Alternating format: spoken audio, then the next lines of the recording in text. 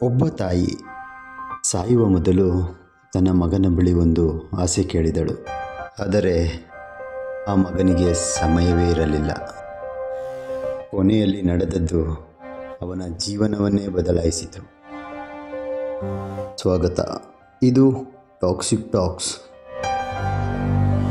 ಒಂದು ಬಡ ತಾಯಿ ತನ್ನ ಮಗನ ಭವಿಷ್ಯಕ್ಕಾಗಿ ತನ್ನೆಲ್ಲ ಕನಸುಗಳನ್ನು ಬದಿಗಿಟ್ಟಿದ್ದಳು.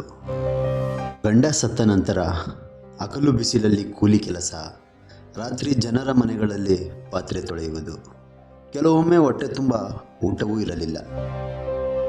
ಆದರೂ ನನ್ನ ಮಗ ಮಾತ್ರ ಹಸಿದಿರಬಾರದು ಎಂಬ ಒಂದು ಆಸೆಯಿಂದ ಬದುಕುತ್ತಿದ್ದಳು. ವರ್ಷಗಳು ಕಳೆದವು. ಮಗ ಓದಿ ದೊಡ್ಡವನಾದ.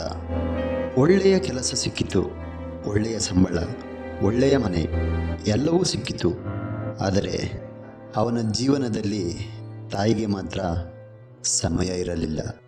ಒಂದು ದಿನ ತಾಯಿ ನಗುತ್ತಾ ಕೇಳಿದಳು, ಮಗನೇ, ನನಗೊಂದು ಚಿಕ್ಕ ಆಸೆ ಇದೆ.